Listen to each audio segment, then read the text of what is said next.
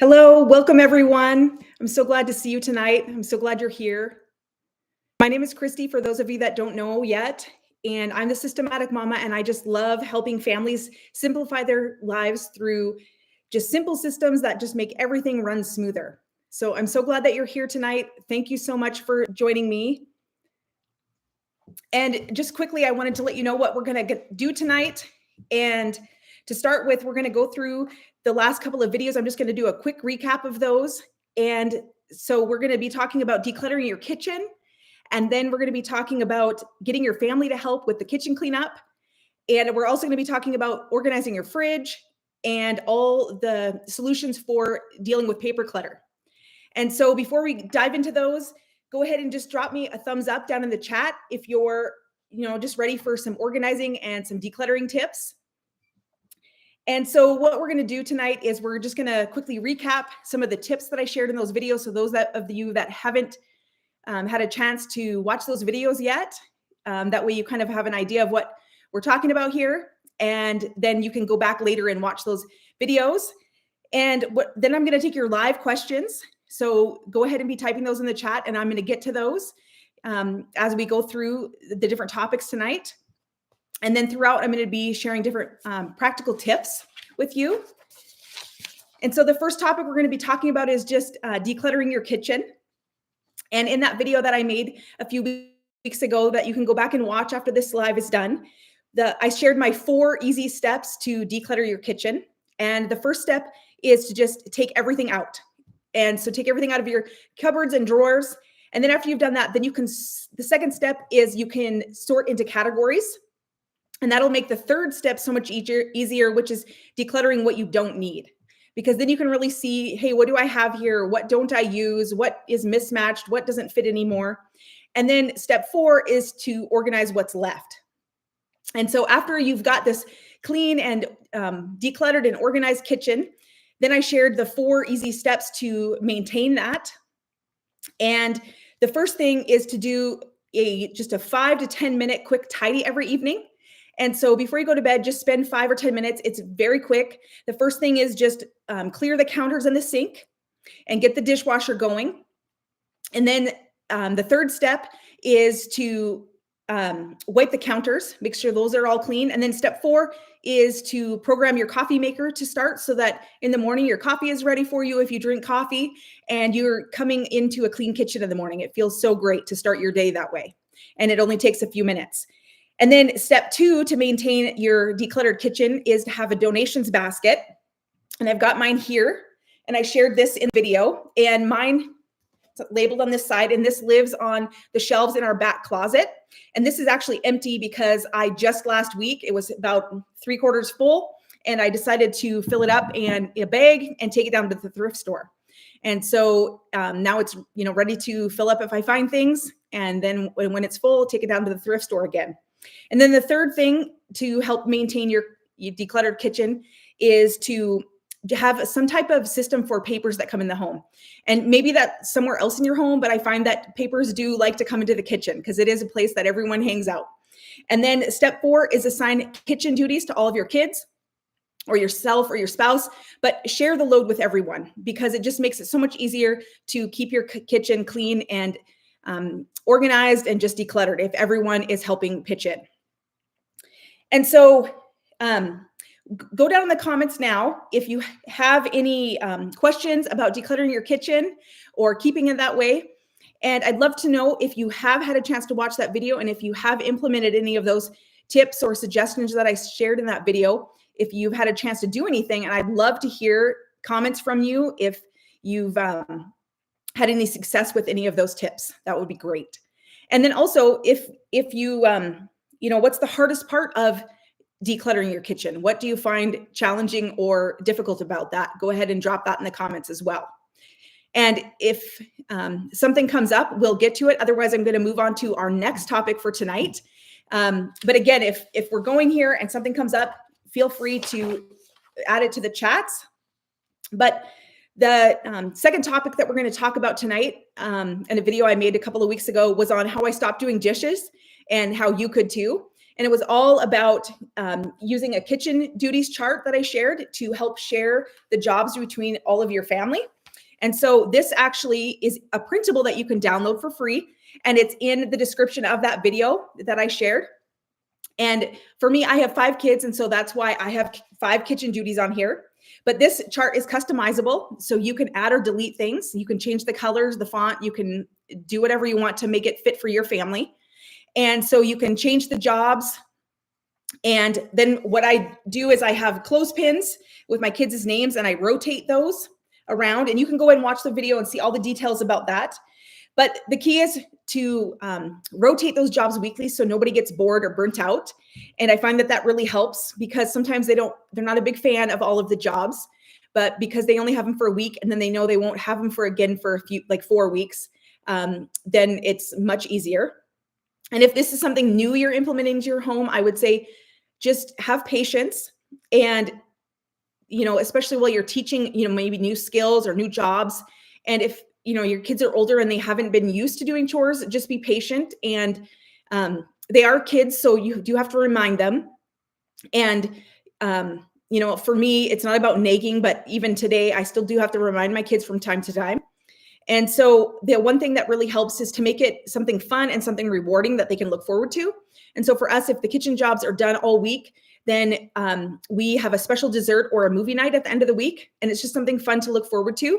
And everyone is a part of it because everyone's been a part of keeping the kitchen clean. And so then they get to take part in the dessert or the movie. And so, like I said, don't forget to, go down and grab the printable if you want. And another couple of tips I wanted to share with you that aren't in that video is something that just helps with, dishes from piling up is just, put them in the dishwasher and deal with it right away, even if you don't have a dishwasher. And don't just say, oh, I'll get to it later, because things just really stack up. For us, we actually do dishes 3 times a day in our house. And it is, I'm homeschooling. So right now that works for us. When our kids did attend school, then the kids only helped with that after dinner dishes. So, figure out what works best for your schedule. And then the other thing is don't have a lot of dishes because then they just can't pile up. So if you only have, a couple of dishes per person, some families I know can get away with even having 1 per person. We definitely have more than that. But we just have a really, the system works really great for us as far as doing dishes multiple times in a day. So go ahead and drop your comments down in the chat there. If you have any comments or you have any questions about the kitchen duties chart, I'd love to hear if you did print that out. And if you have been using it in your family, I'd love to hear success. And then do you have any challenges, with keeping your kitchen clean? And also, please just let me know, who does the most dishes in your house? Is it you? And is that something you want to change? Just go ahead and drop that down in the chat. And I just wanted to take a second to say hello to Living My Best Life at 60. So great to see you here. And also to Fit for Exploring. Hello to you. Thank you for being here tonight. And so getting on to the next subject that I wanted to talk about was fridge organization. And in that video, I talked about creating zones in your fridge. And so creating like a zone for dairy or for snacks or leftovers and labeling everything. I label everything, even the door. I remember years ago, my kids were younger and I was so frustrated because nothing ever got put back in the same spot. And it was always just so chaotic. And so I got my label maker out and I just labeled the door even. And I'd never seen anyone label their fridge before. And so it might've seemed a little crazy, but it works so good. And I love it. And I've been doing it ever since in any house that we live in.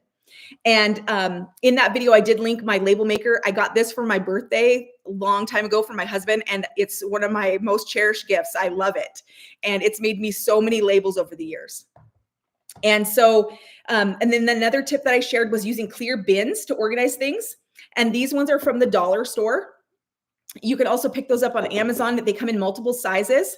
And this one I took out of the fridge a minute just to show you because it didn't have any raw meat in it right now. But I keep a separate container for raw meat that I'm thawing out because if they leak or anything, it just stays in the container. And that's the only thing I have to wash. I don't have to wash the whole shelf or it runs down because I've had that happen before and it's just such a pain. And so I love having that container to keep all of that contained. And so, if you have any questions about fridge organization or any comments, I did have somebody on that video say that they were going to go and tackle that on the weekend after they had seen that video. And so if anybody out there did, organize their fridge or use some of these tips in your fridge, I'd love to hear about it. And I would just love to celebrate your success with you. And if you, I'd love to know what your biggest frustration is with your fridge. You can drop that in the comments as well. And also, if you just have any questions about any fridge organization in general. So the next, I'm just getting a comment here from Carrie T's House and Garden, and she's saying she loves that idea. I bought one and I'm using the tray. Awesome. Thank you so much for sharing. I love to hear that, that tip helped you. That's really great. So thank you very much for sharing that. And the next topic that we're going to talk about is organizing paper clutter. I just shared that this last week. And in that, if anybody hasn't been able to see that yet, I have an incoming papers bin that lives on the wall right by the door where we come in from the house. And so anybody that gets the mail throws it in there. When my kids did attend school, then they would put any papers out of their backpacks into there. And then what I do is I sort through that bin once a day, and it just takes me 5 minutes. It's really quick, or not even. It depends how much is in there, but it's 5 minutes or less a day. And then I have a command center that lives on the counter in my kitchen because it's like right around the corner from the back door. And so you can go and watch that video, but I shared how I organize these files there. And I did offer this emergency contacts printable that you can grab for free if that's something that you would like. Just a place that you can write down some basic information like phone numbers and your address, especially if you have small children. And if they ever need to call for help for somebody, then they have that information. It's really simple and not overwhelming because it's just got the few basic things that they really do need.